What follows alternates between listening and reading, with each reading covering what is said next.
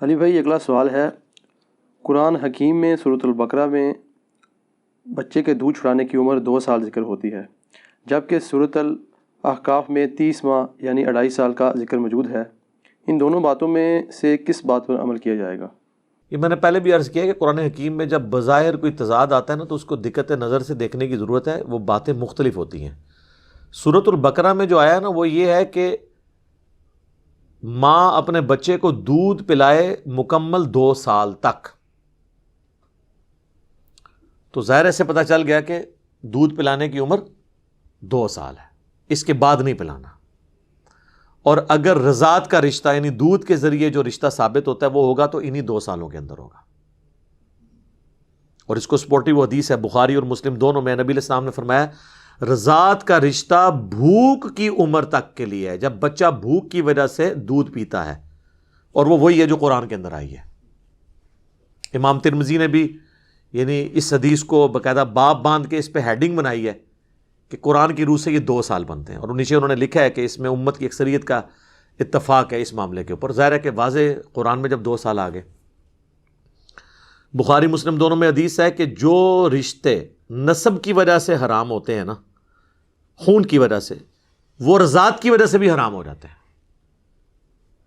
یعنی اگر کسی شخص نے کسی عورت کا دودھ پیا ہے تو اب وہ عورت اس کی حقیقی ماں کی طرح ہے، اس عورت کے جتنے بچے ہیں نا وہ اس کے بہن بھائی ہوں گے، لیکن صرف اسی بچے کے بہن بھائی ہوں گے جس نے دودھ پیا ہے۔ جس نے دودھ پیا اس کے جو اپنے بہن بھائی ہیں نا، وہ ان کا رشتہ ان کے ساتھ ہو سکتا ہے، اس کا نہیں ہو سکتا۔ یہ لوگ اکثر پوچھ رہے ہوتے ہیں، میں نے کہا اس کے اوپر ویڈیوز کئی ایک ریکارڈ کروا دیے، حرمت والے رشتے کون سے۔ اور اس میں بھی صحیح مسلم میں حدیث ہے کہ 1 یا 2 دفعہ دودھ پینے سے رضاعت ثابت نہیں ہوتی، کم از کم 5 دفعہ دودھ پینے سے مختلف اوقات میں، 1-2 دفعہ تو غلطی سے بھی ہو سکتا ہے نا۔ تو اس نے شریعت نے اس میں، اور یہ اہل سنت اہل تشیع کے ہاں کامن ہے یہ چیز 5 دفعہ کی۔ البتہ حنفی یہ کہتے ہیں کہ جی 1 دفعہ بھی پی لیا تو حرمت ثابت ہو جائے گی، تو 1 دفعہ تو حساتی طور پہ بھی ہو سکتا ہے۔ یہ 5 والا قول صحیح مسلم کے اندر ہے سیدہ عائشہ کا، تو یہ 5 والی بات ہی جو ہے نا وہ درست ہے۔ دودھ چھڑانے کی عمر 2 سال قرآن سے ہوگی، سورۃ البقرہ سے۔ اب یہ جو آیت مبارکہ ہے نا سورۃ الاحقاف میں، جہاں پہ اللہ تعالیٰ نے ماں باپ کی جو اولاد کے لیے قربانیاں ان کا ذکر کیا ہے، اور اس میں خصوصاً ماں کا ذکر کیا ہے کہ وہ کتنی تکلیف اٹھاتی ہے، اور اس میں اللہ تعالیٰ نے ذکر کیا ہے کہ اس کا جو حمل ہے اور دودھ یہ 30 ماہ کی مدت ہے، تو 30 ماہ بنتے ہیں 2.5 سال، یعنی 2 سال اور آدھا سال۔ وہاں دودھ چھڑانے کی عمر نہیں ہے، اس میں ہے کہ اس کے حمل اور دودھ، حمل اور دودھ یہ ملا کے کتنے ہوئے؟ 30 مہینے۔ تو 30 مہینے یعنی کم از کم پریگنینسی جو ہے نا 6 مہینے کی ہو جاتی ہے، یعنی بچہ اس میں پیدا ہو جاتا ہے، اور 2 سال وہ ایک تو یہ ہو سکتا ہے۔ دوسرا یہ کہ یہ 30 مہینے راؤنڈ آف کر کے، کیونکہ قرآن میتھمیٹکس کی بک نہیں ہے، وہ لٹریچر کی کتاب ہے۔ مگر میں آپ کو کہوں جی ٹائم کیا ہوا ہے، 6:40 ہوئے ہوں تو آپ 6:40 نہیں کہیں گے، آپ کہیں گے جی 6:45 ہو گئے، راؤنڈ آف کر دیں گے نا۔ اور 6:35 ہوئے ہوں تو آپ کہیں گے 6:30 ہوئے ہیں، راؤنڈ آف کریں گے نا۔ تو لٹریچر میں راؤنڈ آف کیا جاتا ہے۔ تو 33 مہینے ویسے ایگزیکٹ بنتے ہیں عموماً جو ہے، ویسے تو 6 مہینے کا بھی بچہ ہو جاتا ہے، لیکن 9 مہینے، تو 33 کو راؤنڈ آف کریں تو کیا بنتا ہے؟ 30۔ اب بعض لوگ نے یہ کہا کہ جی امام حنیفہ نے جو دودھ چھڑانے کی عمر کا ذکر کیا ہے وہ اس آیت سے کیا ہے۔ سر یہ آپ کے دماغ میں کیڑا ہے، آپ کے پرانے بزرگوں کو یہ وہم بھی نہیں کبھی آیا تھا، ورنہ وہ آپ سے بہت پہلے دریافت کر لیتے۔ پرانے بزرگوں نے آپ کے یہ لکھا ہے کہ تفسیر عثمانی جو ہے شبیر احمد عثمانی صاحب کی، اور محمود الحسن دیوبندی صاحب کا ترجمہ ہے۔ شبیر احمد عثمانی وہ ہیں جنہوں نے محمد علی جناح بانی پاکستان کا جنازہ پڑھایا ہے۔ انہوں نے اس تفسیر میں یہ آیت جب آئی ہے نا کہ دودھ چھڑانا جو ہے وہ 2 سال میں، اس کی انہوں نے حاشیے میں لکھا ہے کہ قرآن میں تو آیا ہے کہ 2 سال کی عمر ہے، لیکن امام حنیفہ کہتے ہیں 2.5 سال۔ ہو سکتا ہے ان کے پاس بھی کوئی دلیل ہو۔ تو شبیر احمد عثمانی صاحب کے دماغ میں نہیں آیا کہ میں سورۃ الاحقاف کی آیت پیش کر دوں 2.5 سال کے لیے، اتنی ان کو بھی شرم آئی کہ یار وہ ہے حمل پلس دودھ، تو یہ کسی کے دماغ میں یہ دلیل پہلے نہیں آئی تھی، ٹھیک ہے۔ تو اب اگر کوئی دھکے سے کرتا ہے تو ان کے بڑے بزرگ یہ حرکت نہیں کرتے تھے، ان کو پتا تھا کہ یار اس طریقے سے تو آپ تعریف نہیں کریں گے، اور یہ راؤنڈ آف کا معاملہ چلتا ہے عربی زبان کے اندر۔ بخاری اور مسلم دونوں میں حدیث ہے، صحابی کہتے ہیں کہ نبی علیہ السلام نے 60 سال کی عمر میں وفات پائی۔ پھر بخاری اور مسلم میں دونوں میں حدیث ہے، دوسرے صحابی کہتے ہیں کہ حضور علیہ السلام نے 65 سال کی عمر میں وفات پائی۔ پھر تیسری حدیث ہے بخاری اور مسلم دونوں میں کہ نبی علیہ السلام نے 63 سال کی عمر میں وفات پائی، 63۔ تینوں حدیثیں متفقن علیہ ہیں بخاری اور مسلم کی، 65 ایئرس، 60 ایئرس اور 63 ایئرس۔ پھر امام بخاری نے اپنا قول لکھا ہے، وہ کہتے ہیں میرے نزدیک سب سے صحیح بات 63 ایئرس ہے۔ کیوں؟ اس لیے کہ ایکچولی 63 ایئرز ہی تھی، جس نے اسے راؤنڈ آف کیا نا اس طرف اس نے 60 کہہ دیا، موٹا سا کہہ کے 60، اور جس نے اس طرف راؤنڈ آف کیا وہ 70 تو نہیں اس نے کہنا تھا، 65 ہی کہنا تھا نا۔ تو یہ راؤنڈ آف ہوا کرتا تھا، ادھر راؤنڈ آف کر دیں 63 کو 60 بنتا ہے، دوسری طرف کر دیں تو 65، اور امام بخاری نے باقاعدہ اس کے اوپر کمنٹس کیے۔ تو یہ راؤنڈ آف والا جو معاملہ ہے نا یہ ہوا کرتا تھا پہلے بھی، عربی زبان میں اس طرح کی چیزیں چلتی ہیں۔ لہذا دودھ چھڑانے کی جو عمر ہے وہ ہے 2 سال، 2 سال کے بعد چھڑانا ضروری ہے۔ آپ دودھ اس کے بعد ماں کا نہ پلائیں، آپ نے ویسے کوئی اور دودھ پلانا ہے وہ پلائیں، اور دودھ 2 سال کی اس سے بڑی عمر کا بچہ اگر دودھ کسی عورت کا پی لے تو اس سے رضاعت ثابت نہیں ہوگی۔ 2.5 سال کا بچہ، 3 سال کا بچہ اگر کسی عورت کا دودھ پیتا ہے، یا کوئی 50-60 سال کا بچہ دودھ پی لیتا ہے، ہاں علماء عرب نے فتویٰ دیا تھا نا، جب ان کو کہا گیا کہ ہمارے جو ہے وہ، میرے پاس تو باقاعدہ عرب سے ایک بھائی ہے، وہ آئی ٹی کی فیلڈ سے تھے، وہ ڈرتے ڈرتے مجھ سے سوال کر رہے تھے کہ مطلب میں برا نہ مان جاؤں اس حوالے سے کہ بھی، وہ کہتے ہیں نہیں یہاں تو ہمارے آفس میں ایک فتویٰ چل رہا ہے کہ جہاں پہ غیر محرم مرد و عورت اکٹھے ایک جگہ جاب کرتے ہیں نا، تو اب پردے کا تو اہتمام مشکل ہے، تو اس میں یہ کریں کہ وہ وہاں پہ جو عورتیں جاب کر رہی ہیں نا وہ کسی برتن میں دودھ نکال کے دے دیں، اور وہاں جتنے مرد ہیں ان کو پلا دیں، وہ ان کے ساتھ رضاعت اسٹیبلش ہو جائے گی۔ پہلی تو بات ہے 5 دفعہ سے کم میں نہیں ہوگی، ٹھیک ہے، صحیح مسلم میں حدیث ہے۔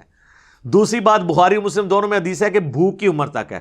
اب وہ بھوک کی عمر تک تو نہیں ہے، وہ تو بڑے بڑے ہیں، بڑے عمر کی رضاعت تو ثابت نہیں ہوگی۔ ابن تیمیہ مانتا ہے کہ ہو جاتی ہے، وہ حدیثیں جو ہیں وہ منسوخ ہیں، کیونکہ جب بھوک کی عمر والی حدیث آ گئی تو حدیث منسوخ ہوگی۔ تو وہ کہتا ہے ادھر باقاعدہ یعنی لوگ اس طرح کے رضاعت کے رشتے اسٹیبلش کرتے ہیں، اس طرح رضاعت کا رشتہ اسٹیبلش نہیں ہوگا۔ رضاعت کا رشتہ اسٹیبلش ہوگا بھوک کی عمر تک، اس کے بعد اگر آپ دودھ کسی کو پلاتے ہیں تو نہیں ہوگا۔ اور اس میں ویسے دیکھیں کتنی ایک آسانی بھی ہے، اکثر میں آپ کو ضمناً اس سے ریلیٹڈ ایک بات بتا دیتا ہوں۔ کئی لوگ ہیں وہ ہم سے پوچھ رہے ہوتے ہیں ہم نے اولاد نہیں ہے تو بچہ کسی رشتہ دار سے لے کے پالنا ہے، تو میں ان کو کہتا ہوں کہ آپ نے اگر بچی لی ہے تو ایسی بچی لیں جو وہ اس کا جو سرپرست ہے ہونے والا اس کی وہ محرم ہو، یعنی لڑکا اگر لے رہا ہے تو وہ اپنی بھانجی یا بھتیجی لے، تاکہ وہ جب بڑی ہو تو اس سے اس کا پردے والا معاملہ نہ ہو۔ اور اگر آپ لڑکا لے رہے ہیں تو وہ جو اس کی بیوی ہے نا اس کا محرم ہونا چاہیے، یعنی اس کا بھانجا یا بھتیجا ہو جائے، تاکہ جب بڑا ہو تو اس سے پردہ نہ اسے کرنا پڑے۔ لیکن بعض اوقات ایسی صورتحال ہوتی ہے کہ یہ چیز کرنا مشکل ہو جاتی ہے، پھر لوگ جا کے عیدی والوں سے جا کے لے آتے ہیں یا کسی اپنے ایسے جاننے والے سے لے لیتے ہیں، پھر بعد میں وہ ٹینشن ہوتے ہیں۔ تو اس کا میں نے بتایا کہ آج کل تو بڑی آسانی ہے، ایسی ادویات اور ایسے ٹیکے اویلیبل ہیں میڈیکلی جو آپ اگر اس عورت کو لگا دیں تو پریگنینسی کے بغیر بھی دودھ اتر آتا ہے، اور پھر وہ دودھ اگر 5 دفعہ پلا دے اپنے اس لے پالک بچے کو تو وہ اس کی ماں بن جائے گی، اور اس کا وہ جو خامند ہے وہ اس کا رضائی باپ بن جائے گا۔ لیکن اس کا جو نام لکھوایا جائے گا نا باپ کا، وہ وہی لکھوایا جائے گا جو اس کا اوریجنل باپ ہے، کیونکہ بخاری و مسلم دونوں میں حدیث ہے جس نے اپنے باپ کا نام بدل لیا اس پہ جنت حرام ہے۔ اور ایک اور حدیث ہے بخاری اور مسلم میں کہ نبی علیہ السلام فرمایا کہ جو اپنے باپ کا نام بدل لے اس پہ اللہ کی لعنت، اللہ کے فرشتوں کی لعنت، تمام لعنت کرنے والوں کی لعنت، قیامت والے دن اللہ تعالیٰ نہ ایسے شخص کا کوئی فرض قبول کرے گا نہ نفل. یہ بہت بڑی چیز تھی, ایک بہت بڑا عیب ہے. تو لے پالک بچہ, اب لوگ اس سے اگلی بات کرتے ہیں کہ جی اگر وہ لے پالک بچہ ایسا ہے جس کے ماں باپ ہمیں پتہ ہی نہیں, پھر ہم کیا کریں؟ پھر بھی سر آپ اپنا نہیں لکھوائیں گے؟ وہ اللہ تعالیٰ نے سورۃ الاحزاب میں فرما دیا کہ ایسے پھر لوگ جو ہے نا جن کے ماں باپ کلیئر نہیں ہے آپ کو, تو آپ کے دینی بھائی ہیں. یا آپ ایک سٹیپ آگے جائیں گے تو جس طرح آج کل این جی اوز ہیں تو وہ عیدی صاحب کا نام لکھوا دیتے ہیں, اور لوگوں کو پتہ ہوتا ہے کہ عیدی صاحب کا اگر نام لکھا ہے تو یہ بگوٹن ان کی اولاد نہیں ہے بلکہ سرپرست کے حوالے سے, کیونکہ پھر بعد میں مسئلے کھڑے ہو جاتے ہیں نا, پھر وراثت کے ایشوز آ جاتے ہیں. اور بعض اوقات ہم نے دیکھا ہے لے پالک بچے تو وہ لے لیتے ہیں, کچھ عرصے بعد ان کی اپنی اولاد بھی ہو جاتی ہے, پھر وہ لے پالک بچے سے فوراً ہی ان کا سلوک بدل جاتا ہے. دیکھیں کیسی ظالم ہے یار انسان چیز, ویسے ابھی تک آنکھوں کا تارا ہوتا ہے تو, اور پھر وہ جو ہے نا وہ ان کو یہ ہو جاتا ہے کہ ہم اس کے نام سب کچھ لگا دیں.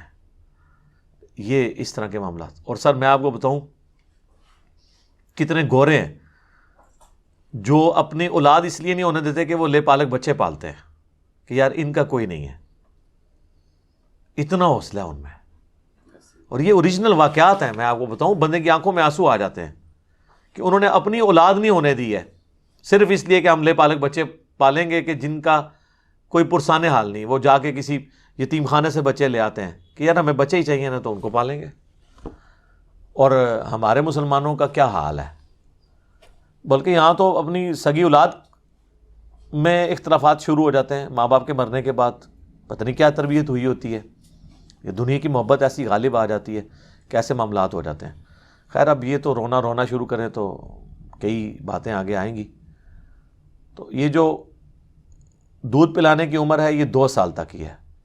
یہ جو قرآن میں لوگ کہتے ہیں نا بعض اوقات یہ تضاد ہے, یہ تضاد نہیں ہے میرے بھائی, یہ لٹریچر کی بک ہے. آپ نے دونوں چیزوں کو ایک جگہ جمع کر کے دیکھنا ہے. اسی والے سے جو پچھلا بھی کچھ کوسچنز پہلے آپ کا جو کوسچن تھا کہ جی وہ قرآن میں فرشتوں کو حکم ہوا تھا تو شیطان تو فرشتہ نہیں تھا تو اس نے سجدہ کیوں کرنا تھا, تو اس کو میں نے لہذا سے کلیئر اسی لیے کیا ہے کہ وہ اس میں شامل تھا, اور اس نے اس لیے نہیں کیا کہ فرشتہ نہیں تھا. وہ سورۃ الکہف میں آ گیا کان من الجن ففسق عن امر ربی, اگر فرشتہ ہوتا تو نافرمانی نہ ہوتا.